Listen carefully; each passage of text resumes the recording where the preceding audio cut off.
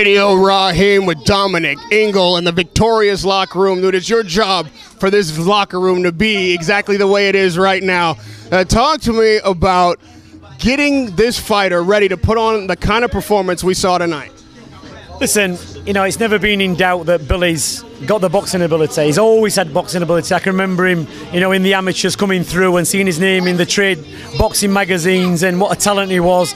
And then he just seemed to, you know, turn professional. I had a few guys fight him. I was in the opposite corner. And you could see, you know, he had the raw talent. But he never produced on the night. He always seemed to leave something. And you tend to find with guys who've got talent, they rely on the talent more than they rely on the fitness. And, you know, I used to watch him and see his fights and think, oh, he could have done so much better. And I've only ever watched one of his fights. I was in a corner across from him against Lee Noble, and when he boxed one of my guys. And the next one I watched him was when he boxed Eubank Jr. And I remember watching that fight and thinking, he's blagged this fight. He's kidded and conned his way through the first 6 rounds, and Eubanks and his dad have got no idea. And the fight ran away from them, and he started getting caught up in the last couple of rounds, Billy, but he got through it. And I just thought, if somebody gets hold of that guy, you know, and tells him, look, you can't fight like that, you can't live like that, he's going to be a superstar.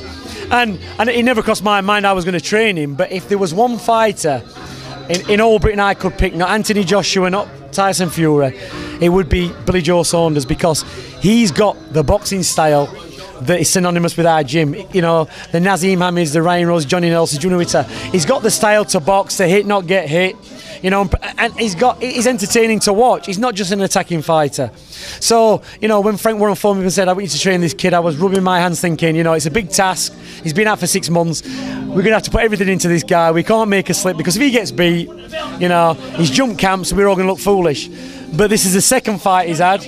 He's come into the guy's backyard, he took a risk, and it's paid off. It was a boxing masterclass.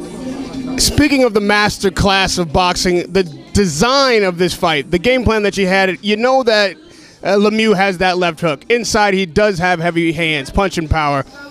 At any point during this fight, were you concerned that Saunders' legs might slow down and this become an inside fight?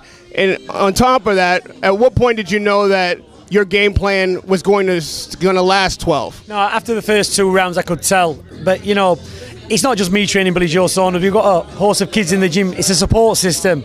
We go to Sheffield Hallam University. We've got a guy up there, Alan Ruddock, and we've got Danny Wilson, who's a strength and conditioning. We've been training in altitude tents. It's a science now. And, you know, Billy did that 12 rounds at a breeze, you know, but you've got to be able to train at the intensity that, you know, you're being pushed to do. It's no good just going through a half a workout. The workouts are grueling. You know, afterwards you never want to run again. You never want to work out again after the workouts he's been doing. But in the fight, when it gets tough and people try and step on the gas halfway through, they realise that they can't step on the gas because his tank's still full. You know, he knew when to take a rest, he knew when to put it on. And there were times when he could have rolled into Lemieux and stopped him. He could have done. But he was playing with him all the night through. I told him to get the rounds in. You know, you're going to be in bigger fights. Get used to doing the rounds and finding it a pleasure to do the rounds. You know, don't be, you know, blowing and grabbing and holding your way through. Box and show everybody what you can do and box your way through. And that's what he did. So he's got to put the work in the first place, and that's what he's doing. And lastly, in that interview in the ring, the first thing he said was, I'd be done, I'd be washed, I'd be over with if it wasn't for Dominic INGLE. When a trainer hears those kind of words after a night like this, what did it fill you with? What did you feel? Oh, look, listen, we're a team at the end of the day. He does the boxing. Let's not get it wrong. You know, he puts in 95% of the work.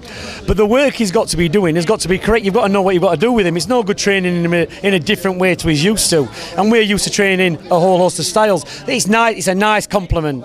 But I'm not taking anything away from Billy. Look, Billy's had to work damn hard to get to this point and put on that kind of performance.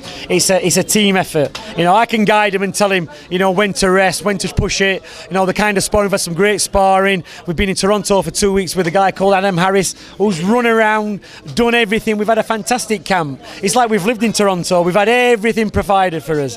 Everything's been at us beck and call. We've had the sparring partners. It's been perfect. You know, we came out here 3 weeks before because he's the champion. We're not taking a risk. Spike O'Sullivan came a week before and put on a great performance. You know, some people do that. But if Billy Joe Saunders hadn't been here for 3 weeks, he would have found it difficult in that ring tonight with the acclimatisation, the time delay. But it's nice that he's giving me the compliments. You know, we've got bigger names to beat. You know, we've got to see if I'm going to be able to live up to that reputation that he's putting on me when he fights the Golovkins and Canelos. But it's been a great night tonight. We've enjoyed Canada. I'm over the moon with Billy Joe's performance. We've enjoyed the occasion. The business aside, networks aside, purses, all that stuff, let that be somebody else's conversation for tonight. Who's the tougher fight for Billy Joe Saunders? Triple G or Canelo? The tough fights in a different way. The great fighters. I've been, across from Golovkin. He's the consummate professional. He's seen it all. He's done it all. It's going to be a tough fight. But when you've had a bit of an insight how he works, Kell Brook had a great game plan. Unfortunately, he got damaged. He was a lighter guy. He went up against a bigger guy. Billy he's 5'11". He's a natural middleweight. He's got more strength again. Golovkin, still putting in great performances, but at some point he's going to start sliding. Age is going to catch up with him at some point. So, whichever fight comes along, look, I'd like him to fight any, because at that point he is the champion. Golovkin's the champion. And I think Golovkin wants to finish his career unified champion like Bernard Hopkins, to go into the history book. So, for me, either fight would do, but I think for me it'd have to be Golovkin. Radio Raheem with a victorious Dominic Ingle here in the locker room of Billy Joe Saunders after besting David Lemieux. Dare I say a shutout. Congratulations, man. That was an excellent performance.